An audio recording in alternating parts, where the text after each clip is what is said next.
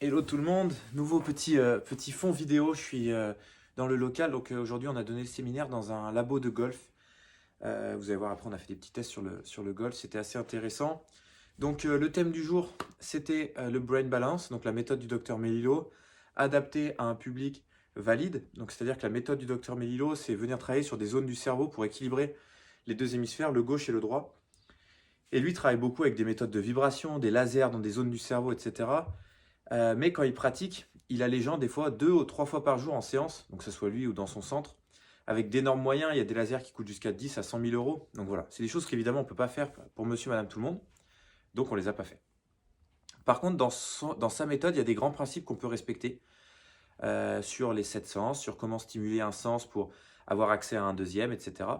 Et c'est ce qu'on a fait aujourd'hui, tout en expliquant bien aux personnes que la priorité, c'est le travail sensoriel, puis ensuite le sensorimoteur, puis ensuite le perceptivomoteur, puis ensuite l'apprentissage de cognitif, intellectuel, etc. Donc oui, on a travaillé sur les sens, mais pour derrière faire un travail sensorimoteur et pour amener du contrôle. Aujourd'hui, c'était aussi la journée où on a pu faire le lien et mettre en place le bilan complet. Comme je dis tout le temps, moi, j'aime bien que les élèves aient un bilan à la fin du séminaire pour qu'ils puissent commencer à pratiquer, pour pouvoir ensuite en sortir de ce bilan et faire leur propre bilan. Donc nous, on a un bilan avec une anamnèse précise, avec des questions précises. On a des tests précis de mobilité articulaire, de mouvements limitants, etc. Des tests sur le vestibulaire, des tests sur la proprioception, des tests sur le tactile, sur l'auditif, etc. Les réflexes. Et derrière, on vient travailler selon l'objectif de la personne. Donc on travaille vraiment sur un objectif, on définit ça au début de la séance. Et le but, c'est qu'à la fin, les personnes soient capables de dire oui, mais attends, ton bilan il est bien, mais moi je suis kiné, j'ai besoin de travailler ça, je suis psychologue, j'ai besoin de travailler ça, et d'aller pouvoir travailler différemment. Donc, c'était ça qu'on a mis en place aujourd'hui. Donc, le groupe est plutôt bon, ce que j'expliquais, beaucoup de docteurs. Des docteurs qui n'avaient pas pu venir les autres jours et qui ont pu venir aujourd'hui parce que c'est leur seul jour off. Donc, eux, ils vont devoir rattraper. On a mis en place un système de replay, donc normalement, ça devrait le faire. Et voilà, c'est comme ça que ça s'est passé. Donc, une grosse journée de théorie sur le balancement hémisphérique, une grosse matinée, et puis l'après-midi, quasiment que des cas concrets.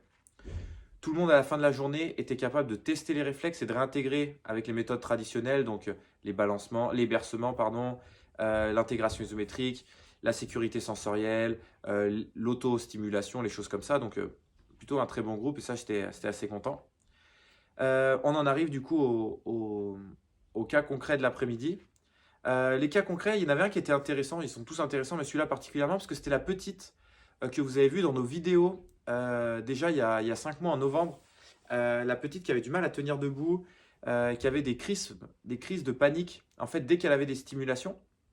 Donc je vais rappeler ce qu'on avait fait la première fois, vous allez voir, c'est intéressant et ça va vous donner des idées, vous qui travaillez peut-être avec des personnes avec des paralysies cérébrales ou des choses comme ça. Donc elle avait été diagnostiquée avec une paralysie cérébrale, légère mais paralysie cérébrale. Elle a 18 ans, vous allez voir dans la vidéo qui va arriver là, elle fait évidemment pas 18 ans, au niveau moteur elle ne s'est pas développée pareil, elle a vraiment une motricité qui est immature. Mais par contre elle a un cognitif qui est plutôt ok, elle est capable de s'exprimer, elle est capable de comprendre. Et la première fois que je l'avais vue, la maman l'avait amenée, parce que la maman était au séminaire, et avait dit, voilà, l'objectif, c'est qu'elle soit plus autonome, parce qu'en gros, nous, on n'en peut plus, quoi. C'était vraiment ce qui sortait. Et du coup, moi, j'avais demandé à la petite, qui parlait un petit peu plus anglais que la mère, je lui ai dit, et toi, c'est quoi ton objectif? Elle m'avait dit, bah moi, j'en ai vraiment marre d'avoir des crises de panique. C'était vraiment quelque chose qu'elle ne pouvait plus supporter. Donc, je lui demande un peu comment ça se passe, les crises de panique, et elle m'explique qu'en fait, de temps en temps, elle a des spasmes, et que vu qu'elle n'arrive pas à les contrôler, ça lui bloque la respiration et elle panique. Et elle peut rien faire, elle se sent extérieure à son corps. Donc, on teste un petit peu la motricité, on teste les réflexes, et on se rend compte que, bah, évidemment, tous les réflexes sont hyper actifs. C'était pas une surprise, mais voilà. Et là, quand j'arrive à tester les mains, je lui teste les mains. Donc, vous verrez peut-être les vidéos, soit sur notre Instagram, soit ici, si Lohan arrive à les mettre, on lui mettait le doigt là, et c'était vraiment, ça faisait ça, mais il y avait tout le corps qui réagissait, il y avait même les pieds qui se contractaient, etc. Du coup, je lui pose la question, est-ce que ça ressemble à ça quand tu as des spasmes? Elle me dit oui. Donc en fait, le déclencheur de ces spasmes, on suppose que c'était un déclencheur tactile de la main. Contrairement à ce que on peut faire régulièrement, je n'ai pas travaillé sur les réflexes de la main. Pourquoi? parce qu'il y avait une radiation du nombril qui était tellement pas possible pour elle. On lui touchait le nombril, elle tombait, elle tanguait dans tous les sens, etc. Que je me suis dit, de toute façon, je n'aurais pas accès à la connexion entre le cerveau, le noyau et les mains, puisque la connexion entre le noyau, le cerveau et les mains n'est pas là. Je n'y aurais pas accès du coup. Donc il va falloir créer la connexion. Donc on avait fait beaucoup de lissage, on avait fait beaucoup de travail de sensorialité où je venais venir faire des tapotements, où je lui demandais de bouger une épaule, bouger l'autre épaule, etc. Et on avait fait du brain balance, beaucoup, sachant qu'elle était du coup hypersensible des pieds, hypersensible des mains. Donc on n'avait bien sûr pas pu le faire avec une balle à picot. Donc en fait, ce qu'on avait fait, c'est qu'on l'avait fait avec un chiffon, je crois, dans la main. Et surtout, on l'avait fait au niveau du tibia et pas des pieds. Les tibias sont une zone bien moins sensible que les pieds pour beaucoup de gens. Donc on était passé par ça.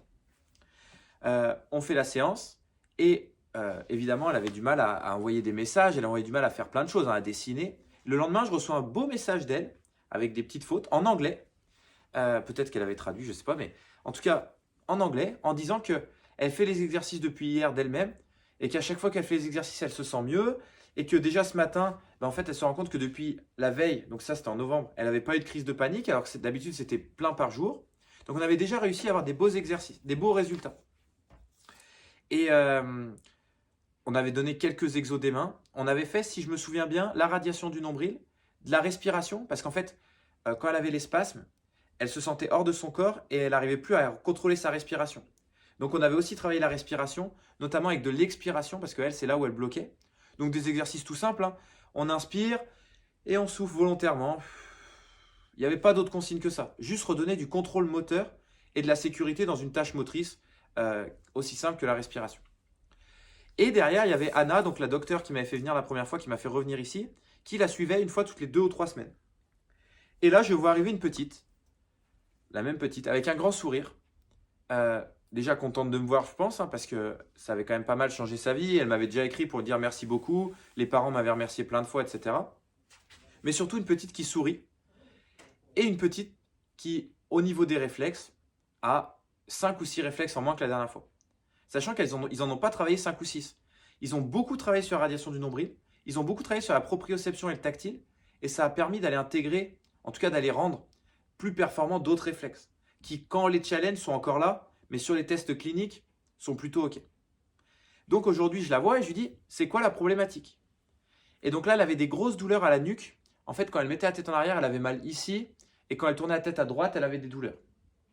Donc, je dis, bon, OK, on va regarder les réflexes. Le réflexe de Moro, je ne peux pas le tester debout. La radiation nombril, je ne peux pas tester debout. RTAC, je ne peux pas tester debout parce que c'est trop dur pour elle de rester debout. D'ailleurs, vous allez voir qu'entre le début de la séance, elle essaye de se mettre debout et elle tombe, on est obligé de la retenir.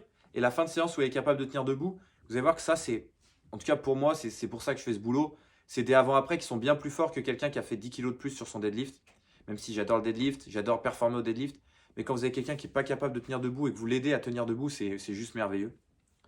Donc, on regarde ça, on teste les réflexes. Les réflexes des pieds, actifs, mais par rapport à avant, rien à voir. Les réflexes des mains, nickel. Vraiment, plus rien. Et puis même, elle me regarde avec un petit sourire en me disant, tu vois, j'ai travaillé ça. Pour la petite anecdote, je lui avais montré, elle voulait avoir plus de contrôle sur les mains, sur ses spasmes. Et du coup, je lui faisais les réflexes et je lui avais montré qu'elle n'avait pas de contrôle. Et à la fin de la séance, quand elle était capable de contrôler, même si c'était dur, on sentait que ça lui faisait plaisir. Donc forcément, c'est une jeune femme, elle a 18 ans, qui n'est pas en réussite dans sa vie. Donc mettre de la réussite dans les séances, c'est déjà énorme pour elle. Donc je teste tout et elle a toujours un gros pull, cette petite. Donc je ne vais pas lui demander de l'enlever. Mais par contre, je viens tester le Pérez et je vois qu'en haut du Pérez, il y a une petite réaction. Donc je dis rien, je lui fais s'asseoir. Et là, vu qu'elle est assise, en fait, elle a le pull qui baille un peu. Et je lui demande si je peux tester. Je viens tester le Pérez sur la peau. Et là, donc, teste ça. Quelle était la problématique? Douleur à la nuque et des migraines tous les 3 jours à peu près. Les migraines tous les 3 jours, on ne peut pas forcément le travailler sur la séance. Parce que qu'est-ce qui les déclenche, on ne sait pas. Donc, ce qui a été dit aux parents, c'est, et à elle, vous monitorez quand est-ce que la prochaine migraine est. Si c'est dans 6 jours, on a progressé. Si c'est demain, il faudra voir dans 4 jours si ça a progressé ou pas. Donc, on a travaillé sur la tête. Et évidemment, quand il y a un réflexe de Pérez comme ça, les tensions qu'il y a dans la nuque, c'est énorme, sachant qu'elle avait une étiquette ici. Donc en fait, dès que l'étiquette touchait, elle faisait ça. Enfin, c'était compliqué. Première chose, évitez les stimulations inquiétantes, évitez les étiquettes, évitez ces choses-là. C'est aussi simple que ça, hein. Si vous avez la capacité de réduire les contraintes, faites-le. Deuxième chose, venir travailler sur l'acceptation de ces stimulations sur le système. Première chose qu'on a fait, brain balance, donc balancement hémisphérique, avec du tactile et de l'auditif, en lui faisant écouter une musique qu'elle adore de son côté gauche. En même temps, ça permet de tisser un lien avec elle, parce qu'elle me montre une de ses musiques. Avec la petite, vous allez sûrement voir dans la vidéo d'hier, on a écouté une souris verte. Là, elle a 18 ans, donc elle a écouté une musique un peu plus qui bouge. Et en même temps, je le stimulais par du cha-cha-cha sur les pieds, que je ne pouvais pas faire la première séance, parce que les pieds, c'était intouchable. Donc, on a encore avancé sur la sensorialité, même si ce n'est pas encore parfait. Et une balle de tennis dans la main. Première fois, c'était impossible aussi. Donc, on fait ça. Derrière, qu'est-ce qui se passe? On voit que le Pérez est un petit peu mieux, on voit que les autres réflexes sont un petit peu mieux. Je ne reteste pas tout parce que c'est quand même une galère pour elle de changer de position d'une à l'autre. Donc, j'exagère pas dans ces cas-là. On voit que le Pérez, c'est mieux. On voit que la douleur dans la tête, c'est mieux. On se dit, bon, ok, le balancement hémisphérique a porté un petit peu ses fruits, le système est plus en sécurité, on va travailler sur le réflexe de Pérez. Cha-cha-cha. Un petit peu sur la colonne, beaucoup sur la nuque. Et ensuite, forcément, de l'ouverture thoracique en contrôle moteur, de la fermeture, des mouvements de la tête, oui, non, des choses comme ça. On reteste, c'est beaucoup mieux. Plus de douleur, elle part complètement en arrière, plus de douleur. Elle part là, plus de douleur. Comme toujours, le but n'est pas d'enlever la douleur, mais de comprendre pourquoi elle est là et de redonner de la sécurité sur le long terme. Donc elle repart avec ses petits exercices. Du contrôle moteur à faire ici, si possible, sans qu'il se passe ça. Des jeux à faire avec les parents pour son réflexe tonique asymétrique du cou qui était un petit peu là. Les bercements qu'elle adore et que les parents oublient toujours de faire. Donc là, on rappelle aux parents qu'il faut essayer de les faire. Elle adore, ça lui fait passer du temps avec sa mère. Et ça déclenche le oui-oui de la tête qui est quand même assez impacté par le Pérez. Plus ça vient travailler le tactile du dos, donc c'est très bien. Plus les petits balancements hémisphériques, évidemment. Donc pour elle, pour que ce soit plus simple, on lui demande d'écouter la musique avec un seul AirPod, de jouer avec une balle anti-stress dans la main, des choses comme ça. Elle repart, donc fin de séance, elle est capable de tenir debout. Évidemment, je lui dis pas tiens debout, je lui dis juste tiens, est-ce que tu peux te relever? Elle se relève, c'est pas très stable, mais elle reste 10 secondes debout. Elle a même marché un petit peu en off après, donc ça c'était quand même très cool. Voilà, donc ça plutôt bien. Maintenant, on va voir 3-4 semaines, elle va être suivie par Anna, voir si les migraines disparaissent, si les douleurs continuent d'aller mieux. Sachant que c'est une petite qui, depuis qu'elle a fait la séance avec moi, fait une séance toutes les 2 semaines avec une professionnelle ici qui est formée. Donc, vous pouvez penser qu'en 5 mois, c'est long, mais pour ces personnes-là, il n'y a pas de secret, je pense qu'elle va être suivie toute sa vie. Et de toute façon, l'important, c'est qu'on continue de progresser. Donc, plutôt très bon bilan. Encore une fois, toujours intéressant pour les élèves de voir ça. Voilà. Et puis le bilan d'après, c'était un peu le nerf de la guerre, c'est le cas de le dire pour moi. On a eu un militaire, donc le premier, normalement ça devait être le troisième, mais les 2 premiers n'ont pas eu le droit de venir, pas été libérés par l'armée, un qui n'a pas eu le droit de venir à Kiev, un qui a eu une amputation et qui n'a pas eu son accréditation pour venir ici, enfin voilà, des galères un petit peu. Donc là, premier militaire, qui venait du coup pour une douleur au dos et une douleur à l'épaule, notamment sur tous les mouvements qui étaient en arrière et tous les mouvements qui se passaient comme ça, là, de rotation des épaules. Il était incapable de lever ça sans douleur, il était bloqué là, des choses comme ça. Donc, grosse douleur aux épaules et grosse douleur au dos. On teste les réflexes, forcément un militaire, du self-control au maximum. Donc, chaque expression du réflexe était un petit peu petite, sauf les réflexes qu'il n'avait pas vus avant, parce qu'il était là pour le bilan d'avant. Il y a des réflexes que je n'ai pas testés, et notamment la première fois que je lui ai fait faire Moro, vu que la petite, je vais tester le Moro couché. D'ailleurs, c'est intéressant de regarder la vidéo pour ça, parce que je pense que Load va vous le mettre, les différentes manières de tester le Moro. On peut tester le Moro debout, comme on le fait d'habitude, comme j'ai fait avec le militaire, et où la première fois que je lui ai fait, en fait, avant même de se laisser tomber, il avait mis un pied en arrière et c'était déjà ouvert. Ou vous pouvez aussi tester le Moro couché, et regardez ce qui se passe. Là, pour la petite, c'était qu'il y avait la jambe gauche, si je ne dis pas de bêtises, qui bougeait. Donc voilà, ça, c'est des choses intéressantes. Donc, il n'avait pas vu le réflexe, le test de Moro debout. Donc, quand je lui ai testé, explosion. Par contre, une fois que je lui ai montré le test, bah, il était capable de contrôler, mais on sentait qu'il y avait quand même de la tension, je sentais que son poids n'était pas là, donc petite compensation. RTAC, la tête super rigide, des choses comme ça. Et radiation du nombril, ça c'était assez intéressant, parce que pour un militaire qui a l'habitude de rester en faction fort, ça bougeait quand même pas mal quand on touchait les épaules. Donc voilà, le test fait ça, un petit peu de tickling sous les pieds, mais pas grand chose. Et le visage, tickling aussi pas mal. On n'a pas regardé le visage parce que c'était sur l'épaule. Voilà. Il avait aussi de temps en temps des acouphènes dans l'oreille gauche. Donc là, je montre le gauche, mais encore une fois, pour vous, c'est en miroir. Donc la gauche pour vous. Et il disait qu'il avait un sens auditif à gauche un petit peu moins fort. Donc, qu'est-ce qu'on a travaillé? On a regardé ses mouvements, on a testé les mouvements. C'était un militaire qui adore jouer au golf. Donc, on a aussi testé avec un simulateur de golf comment il se sentait, douleur, etc. On a regardé la force à laquelle il était capable de faire les shoots. Balancement hémisphérique, donc classique. Un droitier, donc on allait beaucoup regarder à gauche. Du tactile, de l'auditif, c'est à ce moment-là que ça a débloqué le plus de choses. Et derrière, on allait travailler la radiation du nombril. La radiation du nombril commence, et en fait, au moment où il faut venir appuyer en isométrique avec les hanches, il dit que la douleur au dos se déclenche.